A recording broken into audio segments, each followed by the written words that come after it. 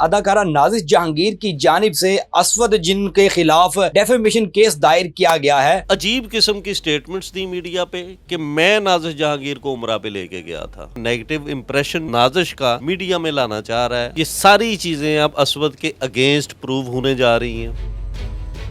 कल अदालत में बड़ी मार कुटाई हुई है, धुलाई हुई है, किसको हुई है और क्या मामला बना है? एक्चुअली कल जो कुछ भी हुआ है वो वही हुआ है जो असवद चाहता था। बेसिकली अगर देखा जाए तो ये सारी चीज़ें अब असवद के अगेंस्ट प्रूव होने जा रही हैं। हर चीज़ सामने आना स्टार्ट हो गई है। कोर्ट में केस पेंडिंग है डेफेमेशन का, जो मेन केस है जो हमने फाइल किया हुआ है। उसमें एविडेंस की स्टेज पे है वो केस। उसमें असवद हारून को इंशाल्लाह पनिशमेंट भी होगी।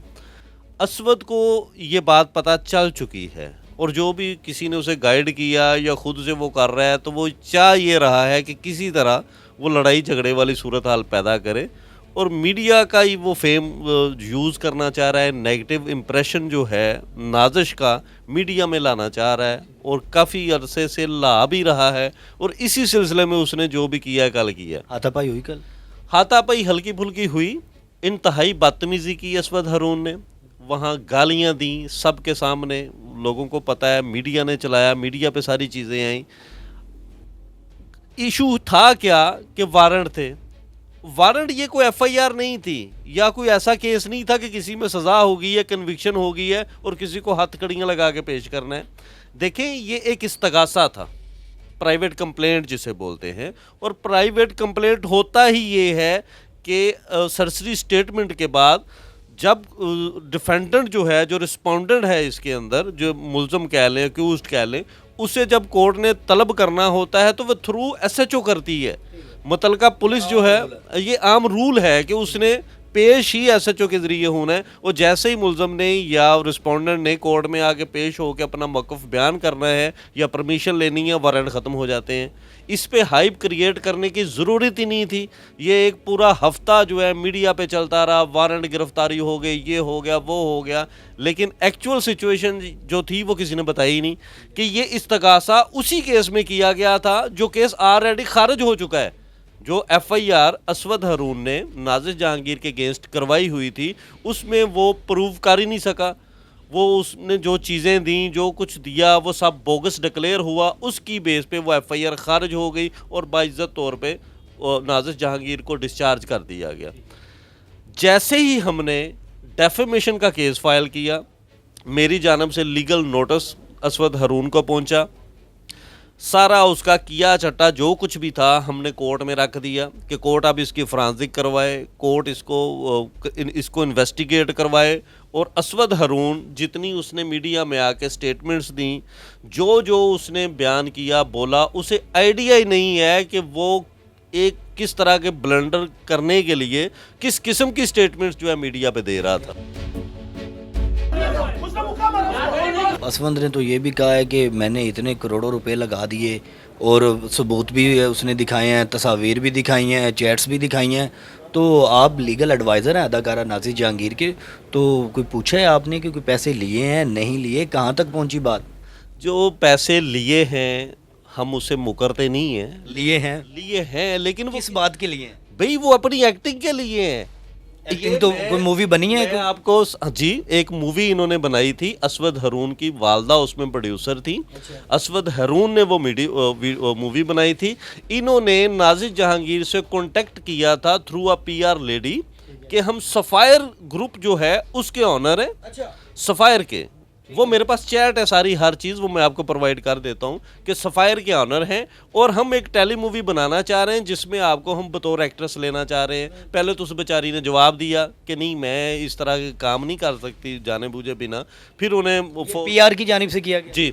फिर वो नाजिश ने उसमें रोल किया और वो मूवी रिलीज़ हुई है। वो हर चीज़ हर एक को पता है उस चीज़ का। अब ये देखें कि जितने ये पेमेंट के प्रूफ आके दिखाते रहे हैं या दिखा रहे हैं, तो वो उसके प्रूफ मौजूद है, एग्रीमेंट जो है उसका वो मौजूद है, उसकी कन्वर्सेशन सारी मौजूद है कि उसने अपनी एक्टिंग के पैसे लिए। और एक यहाँ पे चीज़ आपको बता दूं, कितनी बुरी बात है ये कि रिलीजियस चीज़ों को भी नहीं उसने छोड़ा। क्या मतलब? रिलीजियस तो ऐसा कुछ नहीं। नाजिश जहांगीर उमरा पे जाती हैं, उमरा पे वापसी पे एरोप्लेन में असवद और उसकी वालदा नाज़िर जहांगीर को मिलते हैं।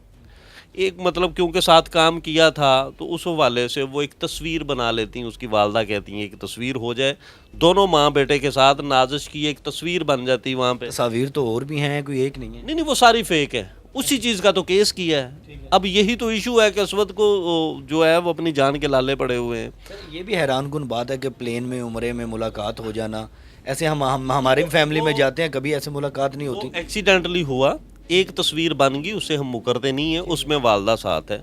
उसने अपनी वालदा को फिर उस तस्वीर में से निकाल के और क्रॉप करके एडिट करके तो अजीब किस्म की स्टेटमेंट्स दी मीडिया पे कि मैं नाज़िर जहांगीर को उमरा पे लेके गया था। मतलब यार कम से कम होश के नाखन लो, ये चीज़ तो छोड़ दो। वो भी कहीं पे ये भी आपके इधर डॉक्यूमेंट्स में पढ़े देखा है कि वहाँ पे लिखा हुआ है कि परफॉर्म किया है उम्रा मैंने साथ, तो क्या ऐसे नामहरम कोई कर सकता है किसी के साथ उम्रा? जी वही तो बात है ना कि ये लॉ ही नहीं है, नामहरम के साथ तो आप उम्रा कर ही नहीं सकते। तो उसने किस बेस पे ये स्टेटमेंट दे दी, ना ही ऐसी कोई चीज़ हुई। यही हमने डेफेमेशन का केस किया हुआ है, पीका के जो कवानीन हैं उनके तहत, पीपीसी के कवानीन के तहत हमारा डेफेमेशन का केस सेशन कोर्ट लाहौर में पेंडिंग है, जिसमें अनकरीब आपको पता चल जाएगा कि क्या होता है क्या नहीं होता।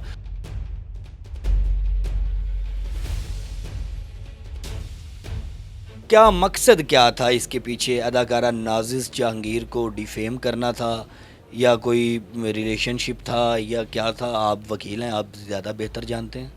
देखिए मैं वकील भी हूँ, मर्द भी हूँ, आप भी मर्द हैं, और हमारी जो मेंटालिटी है यहाँ की, कोई एक्ट्रेस या मॉडल देख के किसकी क्या होती है यू नो वेरी वेल। लेकिन ये ज़रूरी नहीं है। एक शटअप कॉल की वजह से ये सारा कुछ हुआ। शटअप कॉल किस बात पे? शटअप कॉल ये थी कि आपको हायर किया काम के लिए, आप प्रोफेशनल वे से आपने काम किया, तो जब आपके साथ कोई ज़्यादा एक्स्ट्रा फ्री हो तो अगला बंदा फिर अवॉइड करता है कि भाई ज़्यादा मेरे साथ एक्स्ट्रा फ्री नहीं होना। कोई रिलेशनशिप चाह रहे? नहीं ऐसा कोई रिलेशन था नहीं, चाह रहा था। अच्छा। वो तो सारी बात है ना, वो था ही ये, वो सारी ये जो चैट है ये सारी ये चीज़ प्रूव करती है कि जैसे ही पीछे रिजेक्शन तो नहीं है कहीं? नहीं, और रिजेक्शन, हाँ नाज़िर जहांगीर ने रिजेक्ट किया क्योंकि वो इस किस्म की औरत नहीं है जिस किस्म की औरत ये उन्हें समझता था, तो वहीं से ये मामला खराब हुए, गड़बड़ हुई। क्या पनिशमेंट होगी अगर इसमें वो गिल्टी साबित हो जाते? देखिए उसे फाइन भी होगा, उसे सज़ा भी होगी, और तीसरी अहम बात कि इस केस में नाज़िश की सवाबदीद भी कोर्ट पूछेगी कि भाई आप क्या चाहती हैं। अच्छा। तो जो नाज़िश चाहेगी वही सज़ा होगी।